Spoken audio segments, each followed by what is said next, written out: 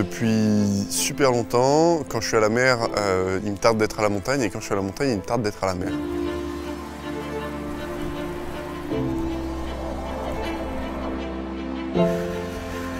Trois ans de prépa, 2 ans d'école d'ingé à Paris, et puis on se retrouve à rêver de montagne en fait. Et moi, c'est vrai que c'était quelque chose qui m'avait beaucoup manqué, parce qu'on n'avait pas pu pratiquer autant qu'on le voulait.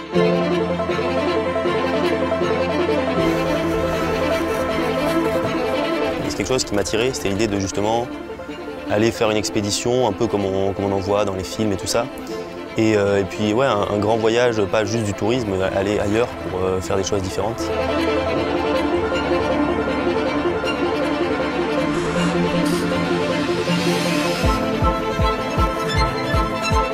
Je me sentais pas du tout prêt à partir parce qu'en fait je fais pas de voile, je connais pas ce milieu et je fais du snow mais j'ai jamais fait de haute montagne, donc c'était vraiment l'inconnu. On était tous les quatre, on était chaud, on savait qu'on voulait aller quelque part, on savait pas encore où. On était dans notre chambre étudiante, j'ai ouvert Google Maps et j'ai regardé où est-ce qu'il y avait des zones qui pouvaient à la fois combiner de la voile et suffisamment enneigées pour pouvoir skier. Et je suis tombé sur cette petite île tout au nord.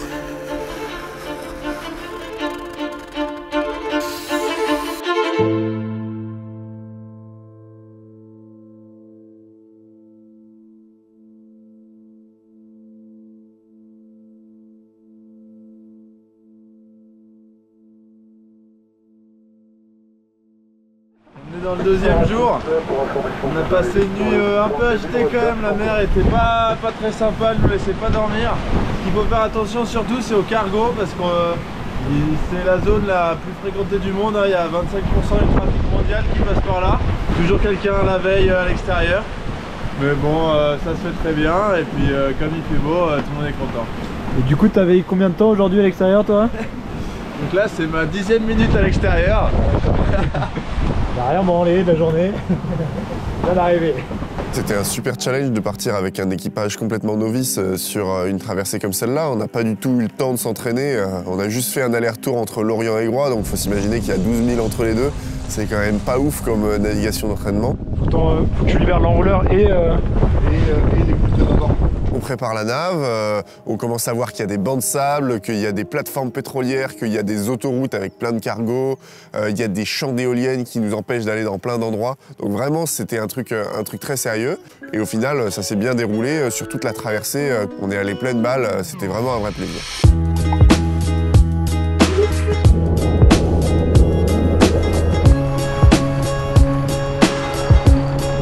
Alors le frigo, c'est simple, hein. Il y a un grand étage et un petit étage. Le grand étage, il sert pour le fromage principalement, hein. Et le petit étage, il sert pour le fromage aussi. Yvan, c'est quelqu'un où tu as l'impression qu'il a déjà vécu 3 vies. Il sait tout sur la voile, il sait tout sur la montagne. Et c'est lui qui nous a tous appris à naviguer. C'était un enseignant de voile. Et en fait, on a mis toute notre confiance en lui. Il avait aussi une vraie sérénité quand les conditions étaient difficiles. Nous, on paniquait un peu parce qu'on n'avait jamais vécu ça. Et puis lui, toujours serein, à barrer le bateau, à être posé, à nous dire quoi faire.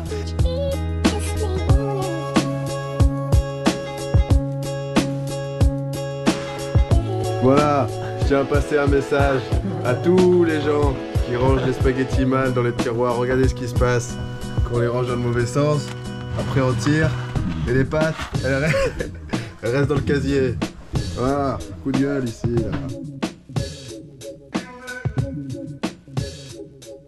Bon là c'est un peu chaud, on vient de se prendre 2 bonnes claques à 35 nœuds, c'était pas du tout prévu, c'est venu comme ça et ça a duré 2 heures. Donc c'est surprenant, on ne sait pas si c'est un effet local dû au passage de la pointe du sud de la Norvège. Donc les quarts de cette nuit vont encore une fois pas être de tout repos parce qu'il va falloir bien se gaffer là-dessus.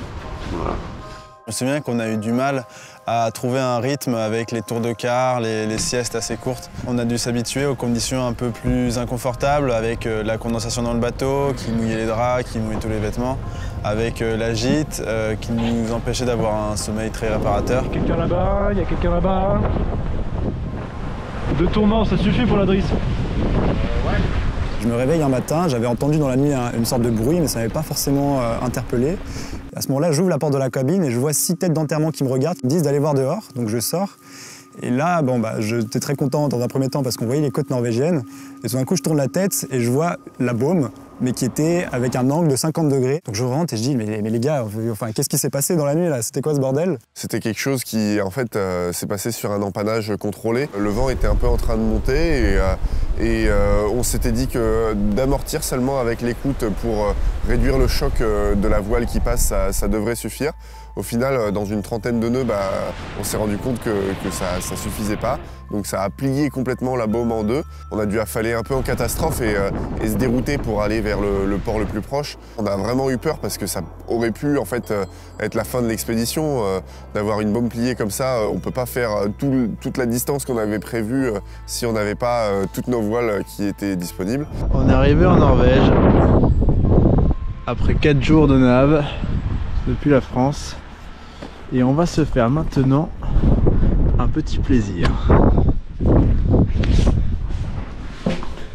Oh yeah! Finalement, on arrive en Norvège et après un petit repos dans un port de pêche, on entame la remontée de la Norvège tout le long des côtes. Et alors là, c'est les premiers super beaux paysages où on navigue dans les fjords, où on voit les montagnes. Nous, on s'était remobilisés et puis on était repartis en se disant ça y est, on retourne vers le nord. Et on navigue comme ça au milieu de Norvège qui est encore assez verte parce qu'on est encore au sud et qui nous offre des très beaux paysages, des très beaux couchers de soleil.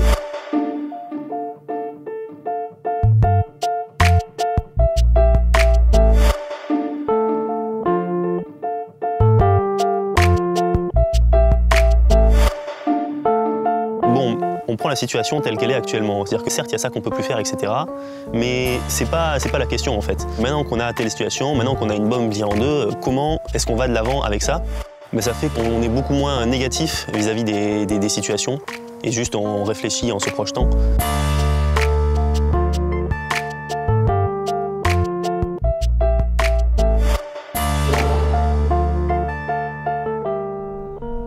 Ce joli bébé là. Ça a été l'occasion du coup pour nous aussi, qui étions complètement néophytes, d'apprendre tout le vocabulaire de la mer et du bateau. Et après mettre ça en pratique du coup quand on coopérait, à essayer de faire nos premières manœuvres supervisées par Yvan.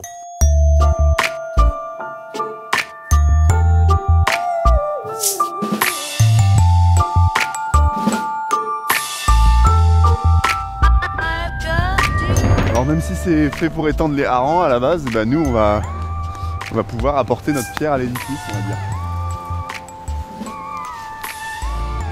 C'est parfait là, ça sèche hein.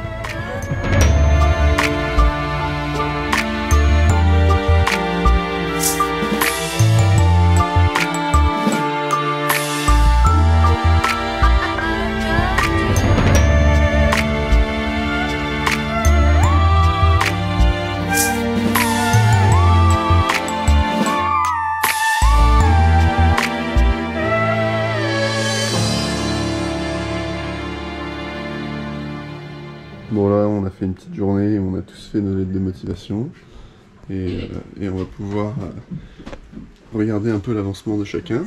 Ça c'est la lettre de motivation de Quentin, comme on voit ça a bien avancé. Ça c'est l'ordinateur de Robin donc en train de dérocher la GoPro. La lettre de motivation de Baptistin ça avance hein. Ça avance, on peut dire le contraire. Là je monte en haut du mât. Parce que vu que ça captait rien, j'ai fait monter mon téléphone pour faire un partage de connexion pour le groupe là, pour qu'on puisse mettre nos lettres de 3e année avant la deadline qui est dans 10 minutes. Et sauf qu'on a un peu merdé la manip et du coup le téléphone ne peut pas descendre. Sauf qu'il fait moins 10 et que j'ai froid. On attendait la Baume autour de Bodø, le problème c'est qu'elle venait pas encore. On ne pouvait pas encore aller dans les Lofoten qui était notre objectif. On se retrouvait dans des fjords à chercher des lignes autour de nous, sauf que parfois on n'a pas de chance et on se retrouve à devoir improviser, trouver d'autres choses à faire. Oh, ça bouille hein. Ouais, c'est pas moi qui suis à la barre hein. On va voir la passe derrière qui arrive.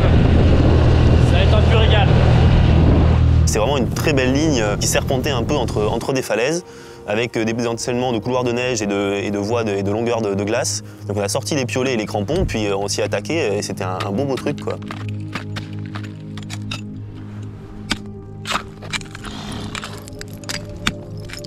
Baptistin, ce qui est vraiment bien avec lui, c'est que quand on est en montagne, ou même quel que soit ailleurs, lorsqu'il y a des choses très techniques à faire, On sait qu'il sera toujours là pour répondre à ça, qu'il aura toujours une bonne idée. Un petit arbre où mettre une sangle et une bonne fissure pour un friend. Ce qui nous fait un relais de toute beauté au-dessus du fjord. Quand on est en cordée et qu'on est en train de faire de la cascade de glace par exemple, bah, je sais que si jamais je suis en difficulté, il sera là, il saura réagir, il saura faire une bonne manip et surtout, en fait, il sait garder la tête froide. Et ça, je trouve ça hyper important en montagne. La partie un peu plus surprise, on a vu qu'il y avait une grosse barre rocheuse sous le sommet. On ne sait pas encore comment on va passer. En tout cas, ça aura valu le coup parce que les longueurs de glace étaient mythiques. On se tombe face à ce dièdre. Heureusement, on avait pris un peu de matos. On a réussi à se débrouiller de ce pas d'escalade qui était quand même pas si facile entre la neige qu'il y avait sur les prises et le fait qu'on était quand même en grosses chaussures. On n'avait pas du tout froid aux mains quand on était tous dans l'adrénaline. Et là, on se retourne, on voit ce paysage magnifique avec les Lofoten qui se détachent au fond. Et enfin, moi, c'était vraiment un des souvenirs marquants, je trouve. Oh putain, on y est. On y est. Wouh! Entre les dalles glissantes, le pied qui fait je descends d'1 mètre. Quelle horreur. C'était horrible. C'était horrible, mais regardez cette vue là.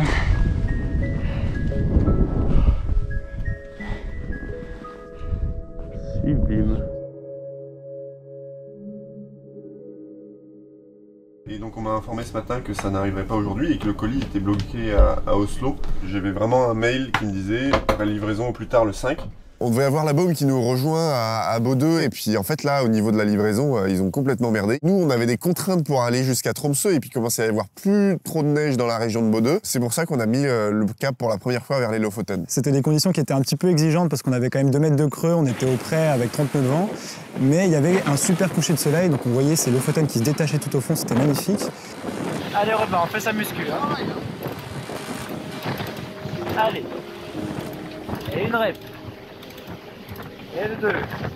Un moment, dans un tour de car avec Baptistin dans la nuit, on commence à changer la voilure pour essayer de baisser un peu de la toile.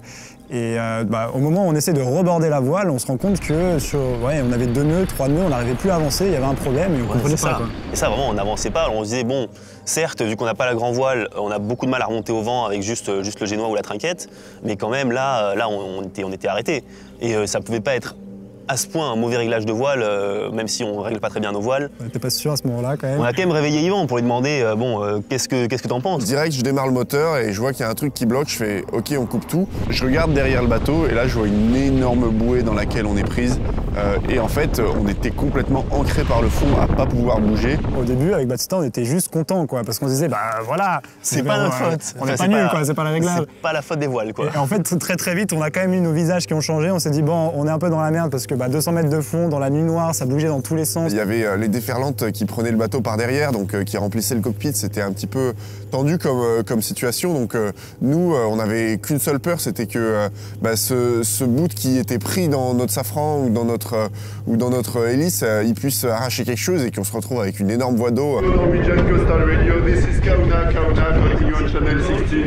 On a envoyé juste un pan-pan aux gardes-côtes norvégiens pour leur dire écoutez, nous on est là, on est en train d'essayer de se libérer, mais quand même c'est possible que ça dégénère un petit peu. On commence à trouver plein d'idées farfelues, genre faire des lassos pour essayer d'entourer la bouée. Vraiment, on s'est retrouvé à wincher la bouée pour la ramener plus proche du pont. Elle est bonne? Le bateau arrêtait pas de bouger, il était complètement retourné et il y avait aussi les estomacs qui étaient retournés. Faut qu'on largue la bouée du coup. Ouais. J'engage une marche arrière. Ouais, en vrai non, mais... Attends. Vous m'avez réveillé alors que j'essayais de dormir. Et là, je sors sur le pont, c'est la panique, il y a tout qui est en dessous. T'es vaché ou pas? Ouais, c'est bon. On me passe un bout comme ça, et en fait, il y a Baptistin au bout, et il faut que je l'assure, il est en train de plonger dans l'eau, et tu le vois disparaître entre les vagues, un coup tu le vois, un coup tu le vois plus. Et puis, au bout de, je sais pas, quelques minutes, il ressort, tout content, et j'ai coupé le bout, ok. Et on peut repartir. Est-ce qu'on peut mettre des petits coups de flash autour de nous? Ça, c'est juste la bouée qui est à la dérive. We are out of danger at the moment. We'll keep you updated when we round up the boat to make sure everything is going on okay. Je veux d'abord qu'on vérifie si on n'a pas une voie d'eau via le safran ici, vu que ça a tiré fort dessus. Donc faut qu'on aille inspecter celui qui se sent le moins mal.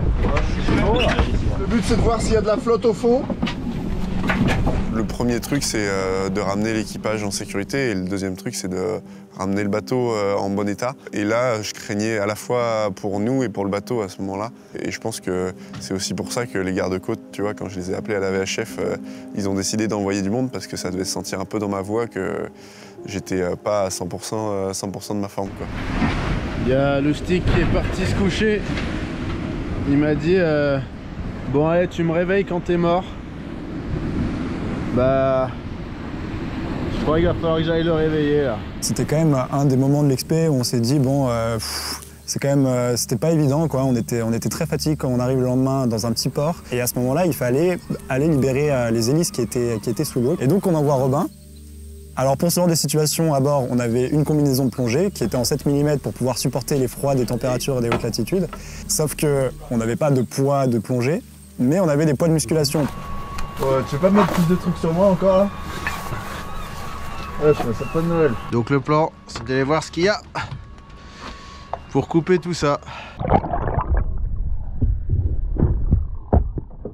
Clairement, Robin, c'est l'homme multitâche, le couteau suisse par excellence. Il n'était pas spécialement skieur, pas spécialement voileux, mais par contre, très vite, il s'est mis dans les deux milieux et il était très à l'aise dans les deux. Il y a les deux hélices qui tournent bien, qui se referment et qui s'ouvrent et ils vont rien d'autre. Et il est vraiment super fort pour aller trouver des bons plans. Vraiment, s'il fallait résumer en un seul mot, c'est les bons plans et discuter avec des gens pour trouver des options qui nous permettent de contourner les défis qui s'offrent à nous. Ouais.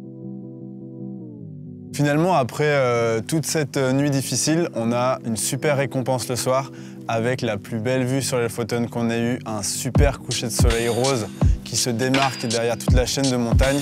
Et alors là, c'est l'extase dans le bateau, on est tous dehors en train de regarder ça et voilà, c'est le kiff de l'expé, quoi. On se fait plaisir. Ah ouais, c'est ça. Et on finit cette nave, on arrive dans un mouillage aussi magnifique, proche du Gate Gallion, et on voit cette ligne qui se démarque dans la montagne juste à côté du mouillage. Ça va être la mission du lendemain. Et donc on part un peu dans le brouillard et plus on monte, plus on se prend un vent, mais de plus en plus fort. À la fin, quand on arrive au col au-dessus du couloir qu'on avait repéré, déjà on n'y voit pas à 3 mètres, et surtout il y a un vent mais à tomber par terre. T'en prends cher là quand même. On a eu un gros coup de vent qui s'est levé. Du coup un peu chiant pour la descente, alors on s'est dit qu'on allait se faire le petit sommet. Dans l'idée d'attendre que ça se dégage. Puis on espère que ça sera mythique à la descente parce que là la neige à la montée elle est fabuleuse. C'est vrai que skier alors qu'on voit rien c'est quand même un peu chiant quoi. Le sommet était quand même assez majeur parce que c'était une pente bien raide en glace pour y monter, donc on est parti en piolet crampon jusque là-haut. Vu qu'il n'y avait pas spécialement de vue et qu'il faisait bien froid, on redescend au col et là c'est vraiment la chance du moment quoi.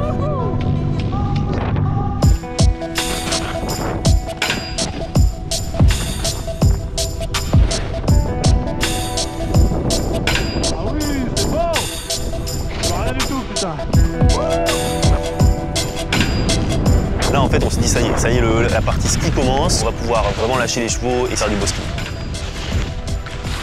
Hop là, petit virage à ce côté.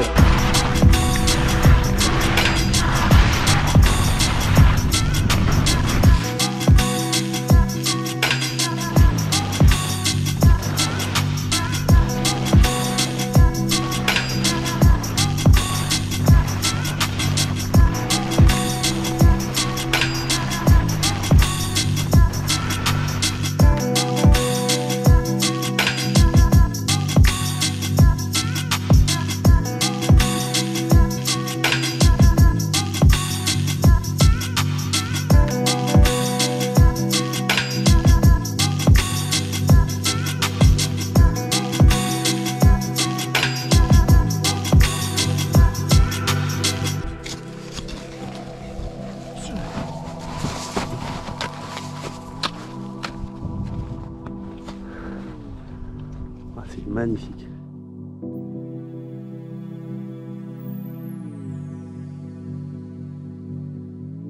Ça m'a vraiment énormément plu cette idée de je regarde, j'évalue, je pense que ça passe, puis après c'est parti et je sais que quand j'y suis à fond et j'aurai cette part d'improvisation derrière parce qu'on ne sait pas à quoi s'attendre. Quentin, il a peut-être pu s'apporter d'un côté un peu le grain de folie.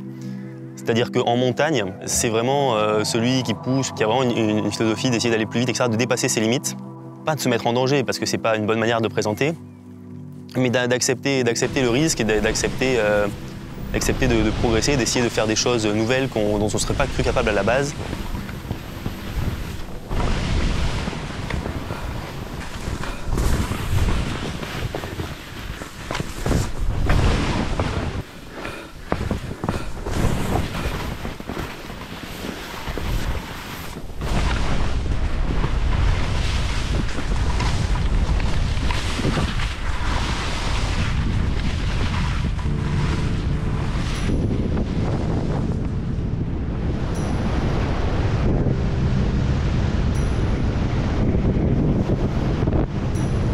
Et à côté, il a tout un autre aspect qui est complètement différent de ça, qui est le sens esthétique, on va dire. Vu que c'est lui qui s'occupe de toute la partie audiovisuelle de l'expédition, pour justement tirer le meilleur de ce qu'on fait.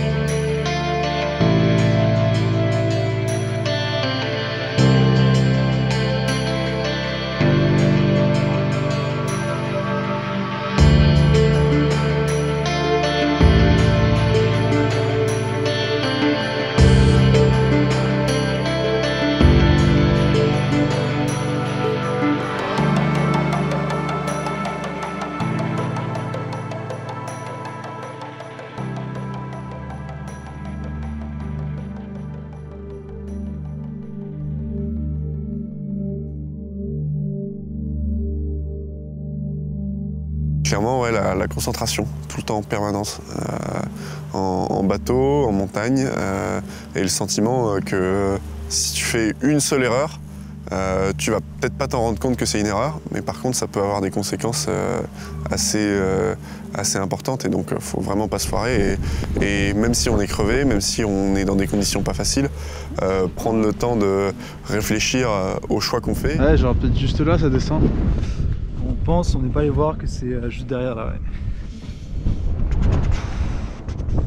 Ok, bah je me mets en place, je vous fais partir et ensuite les deux oiseaux ils partent ensuite. Ok, tout bien pris. 3, 2, 1, c'est parti!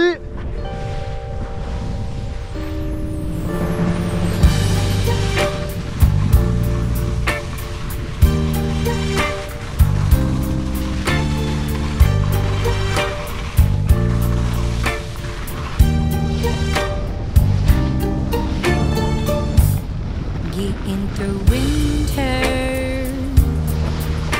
is taking forever, trying to figure which one of your breath or toast now maybe it's Cette météo qui change en permanence, ça a un impact énorme sur les conditions de ski, et ce qui fait que c'était pas toujours évident, même de réussir à purger les couloirs, de trouver des bonnes conditions, mais au moins on a pu skier tout type de neige en peu de temps, et ça c'était vraiment plaisant.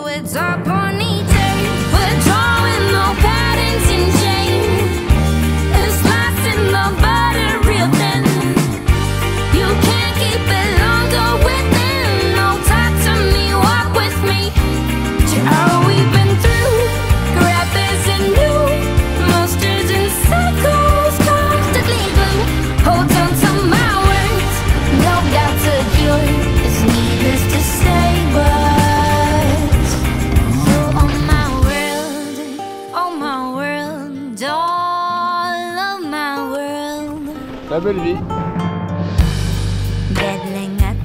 Dans cette période, le jour commençait à s'allonger puisqu'il y avait le soleil de minuit, donc ça nous laissait beaucoup plus de possibilités. Finalement, on ne vivait que pour la belle fenêtre météo.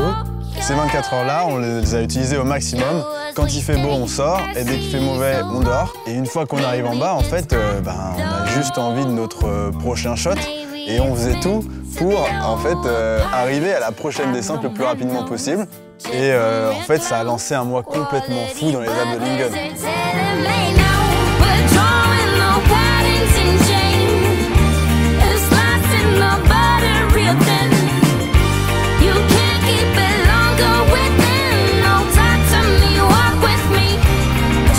We've been through rapids and new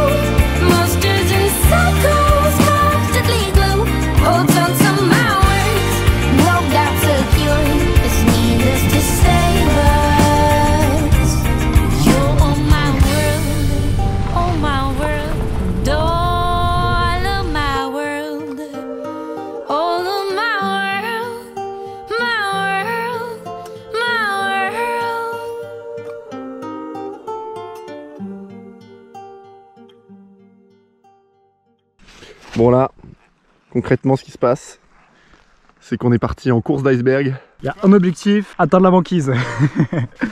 On a la technique de la pagaie qui a fait ses preuves déjà. Merci pour le fartage. Puis là-bas on a la technique de la voile. Alors pour l'instant ça fait du surplace, mais on ne sait pas, peut-être qu'il va y avoir une deuxième.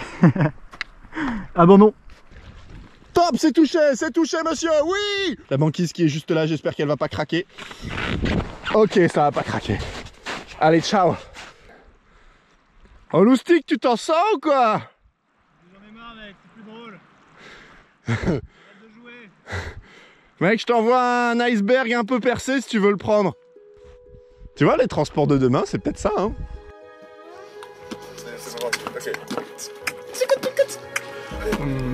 Il y avait la baume qui nous attendait à Tromsø. Robin, il avait trouvé quelqu'un pour nous la réceptionner le temps qu'on arrive. Et donc, le seul petit souci, c'est qu'elle était à l'autre bout de la ville. Donc, on a dû traverser toute la ville avec la baume sur le dos. Elle fait 6 mètres de long, donc on devait la porter nous tous. Les gens, ils nous regardaient un peu de travers parce qu'ils se demandaient qui c'est ces Français qui débarquent avec leurs trucs. Et puis, après une demi-journée de boulot, on avait à nouveau un bateau qui était reprêt à naviguer et ça faisait plaisir. Voilà, toujours au meilleur poste. Waouh. Comment c'est droit, mec. Waouh. Je suis heureux de pouvoir découper cette bombe là. Il nous a causé tant de tracas.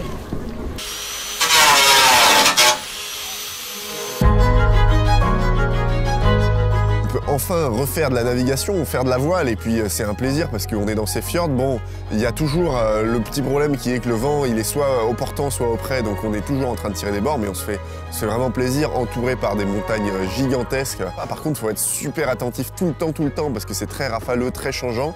On peut prendre des grains de neige et puis là-bas quand ça tombe c'est vraiment des énormes flocons qui arrivent. Donc on se retrouve parfois à se réveiller au mouillage le matin et à déblayer la neige comme devant une maison en Savoie. On constatait que tous les voiliers qui sont souvent des charters, eux ils étaient tout le temps avec leur moteur diesel pleine bourre. Et c'était quelque chose qui ne correspondait pas du tout à notre philosophie de la voile. On était tout le temps au près, on dormait forcément un peu moins bien. Et au final, ça a apporté ses fruits parce qu'on a consommé que 590 litres de diesel sur la totalité de l'expédition. Et ça, c'est beaucoup moins que tout ce que font les gens dans les mêmes latitudes. Ouais, on est content quand même de cette limitée. Bon, c'était difficile, on vivait en doudoune à l'intérieur, il faisait froid, il y avait de la condensation. Mais on trouvait que ça faisait sens aussi de faire le plus possible avec le moins possible avec ce qu'on avait. On se sentait bien, on avait ce bon équilibre. On est à 3 jours de partir pour le Svalbard. On se chauffe à faire une dernière mission, d'aller gravir le point culminant des Lingen, le Storlelangstinden. C'était un sommet qui nous faisait de l'œil déjà depuis un petit moment, on en avait entendu parler déjà avant de partir. On avait déjà fait une tentative et à cause de la météo, on avait dû renoncer. Et là, sur les réseaux et tout ça, on voit que cette fois-ci, les conditions de neige sont bonnes, on a une bonne fenêtre météo. Donc on lève l'ancre tôt le matin et on part pour 10 heures de nave jusque là-bas. On arrive en début de soirée, on enquille direct remonter le glacier et aller se retrouver au pied du couloir sud du Storlelangstinden.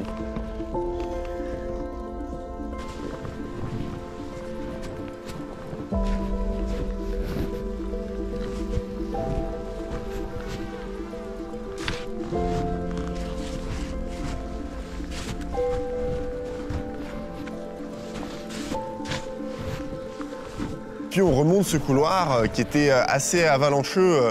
En fait, on fait des coupes de neige au fur et à mesure qu'on monte et puis on se rend compte que ça va pas être top de descendre par ici. On a une plaque de 20 cm d'épaisseur, bien compacte, sur toute la longueur du couloir.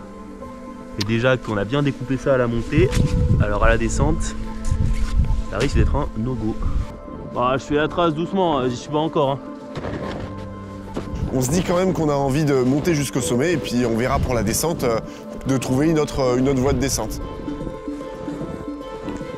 Wow. Sublime.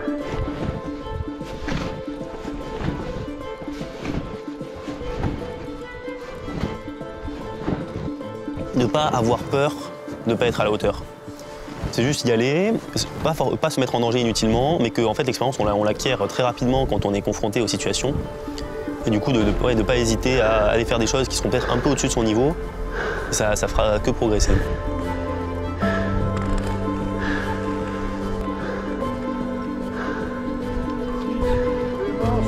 Monstrueux. On arrive au sommet et là, ça part, on met la musique, on ressort le saucisson, etc. On fait la petite fête au sommet Historia Youngstindown.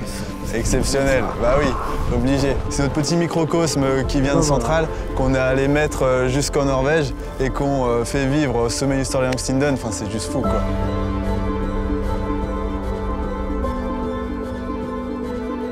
On avait vu une photo qui était prise d'une autre face, on se disait bon potentiellement la face nord peut se faire, mais on ne savait pas trop si c'était possible. Et donc là, méthode du 21e siècle, on décide d'envoyer le drone pour aller repérer la face. Je scanne la montagne, je fais le tour et je me dis oh mais là c'est tout blanc là, vas-y ça passe les gars, vous inquiétez pas, on peut monter. Et il nous dit Saskiax 3000. Bah, pas du tout Saskiax 3000. On était quand même un peu stressé, puis finalement on se décale vraiment sur la gauche et on voit cette pente qui s'offre à nous et on se dit bah en fait ouais ça peut le faire, ça peut passer. Ça a l'air de skier, c'est très raide mais ça va skier. Donc là il y a une petite concertation d'équipe et ça y est on se décide, on y va, on prend cette face nord.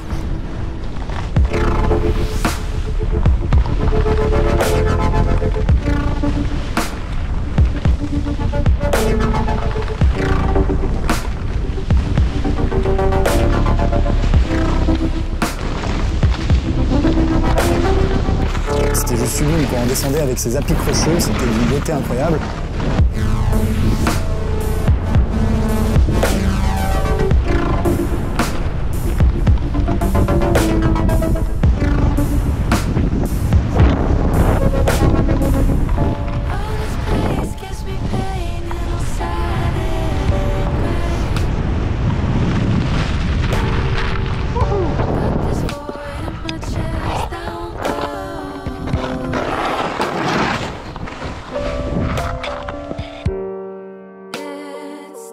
Le couloir de montée qu'on a fait était super couru et était un truc classique sur lequel on a trouvé des topos, mais là, quand on a regardé pour la face nord, vraiment, sur Internet, il n'y avait rien. Et en fait, on s'est rendu compte que c'était très probablement une première qu'on avait faite à cet endroit-là.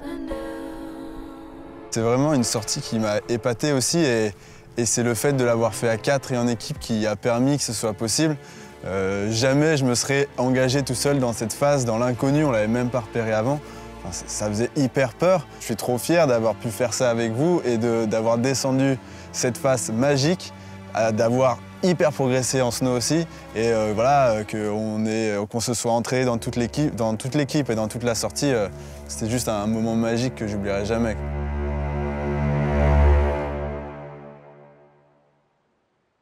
Alors nous voilà, c'est bon, on est parti cette nuit pour le Svalbard.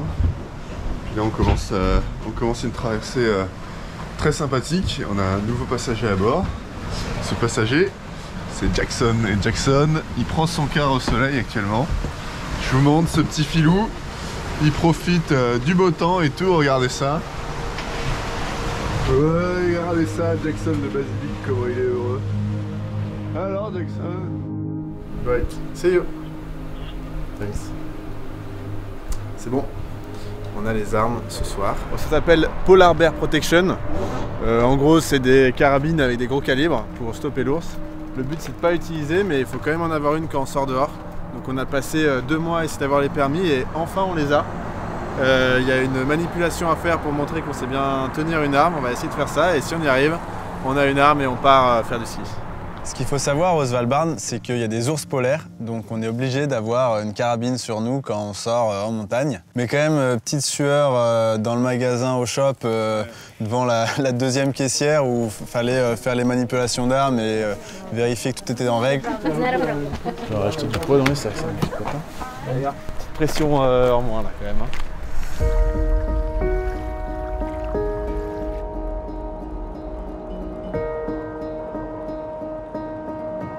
Ici, tu as la culasse que tu déverrouilles. Donc c'est bien, avant de partir, toujours, tu regardes ton canon, tu regardes ton canon, qu'il n'y a rien qui va en bouche et tout.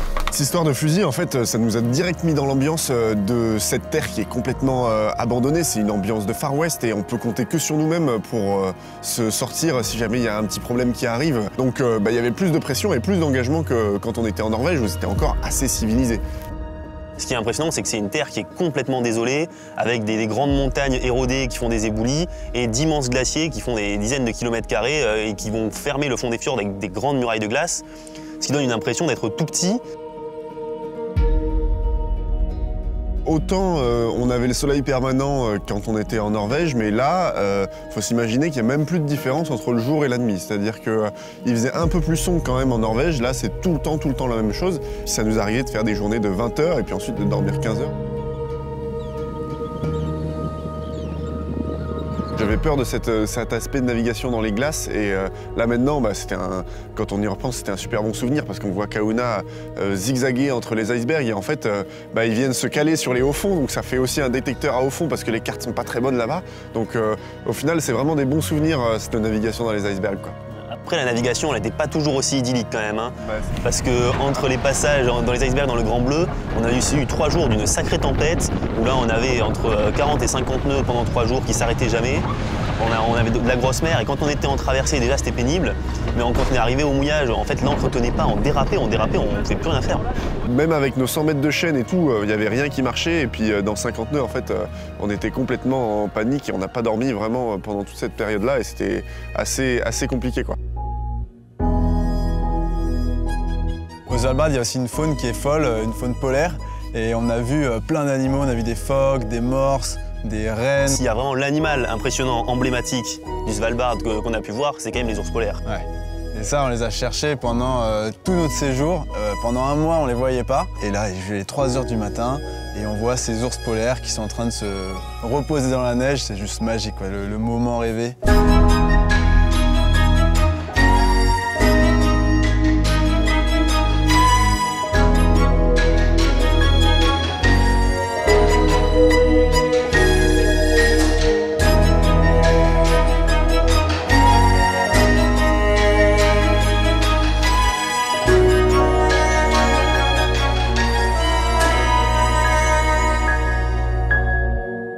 Ce qui était génial, c'est qu'on avait l'opportunité de repérer toutes nos lignes à la jumelle depuis le bateau. Donc ça apportait vraiment beaucoup de possibilités. Et vraiment, le Svalbard, on a découvert une sorte de paradis sur Terre, quoi. J'étais comme un gamin avec mes jumelles, je voyais toutes les lignes de partout. Il y avait tellement de possibilités qu'en fait, la difficulté, c'était de choisir la bonne ligne, finalement.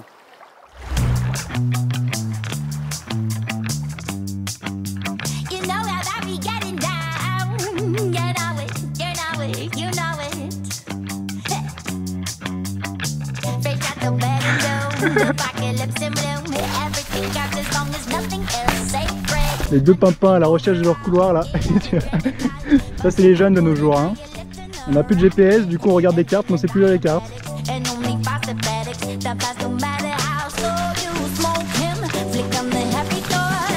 Allez, c'est parti.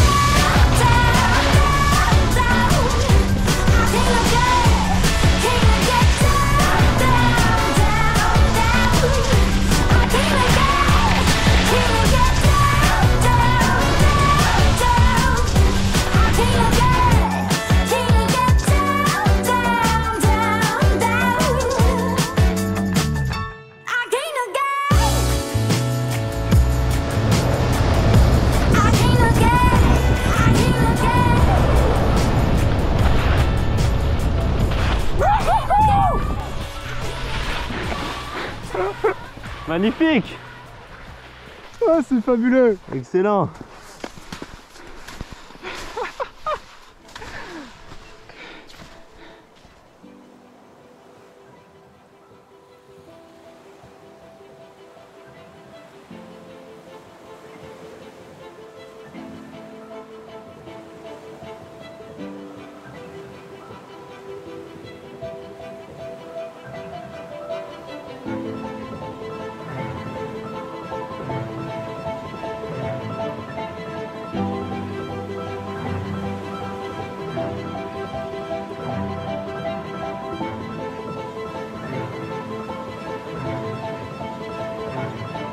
On est sous spi dans des bonnes conditions et on passe pleine balle et on voit en fait Kahuna qui sort de la carte parce qu'il n'y a plus de carte là à seulement 1000 km du pôle Nord et on arrive dans le blanc, dans la zone inconnue et c'est vraiment un beau moment.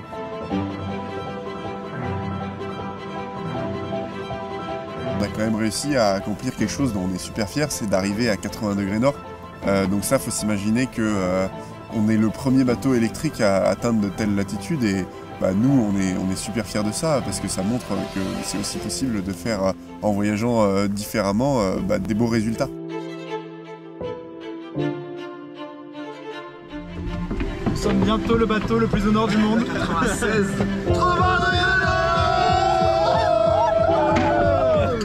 On remémore un petit peu ce moment où on était dans notre chambre étudiante 1 an et demi auparavant.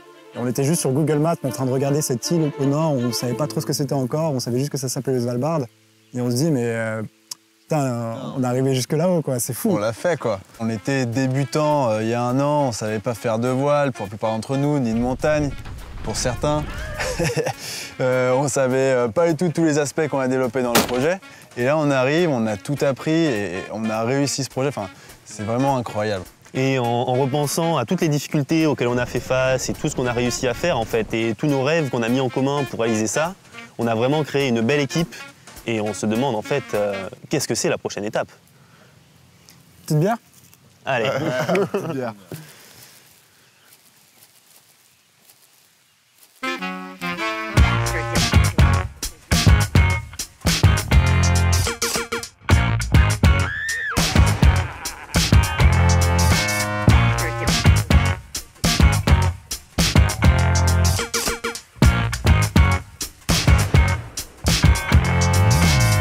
Oh, allez là! Et voilà, mon gars! On n'avait rien du tout! On n'avait rien du tout! Regardez-moi ça là! Ouf, attends, on est en train de percer Alex. On a toujours privilégié la sécurité sur le plaisir pour être sûr de rentrer en bon état après une aussi longue expédition. C'est pour les parents, ce petit passage.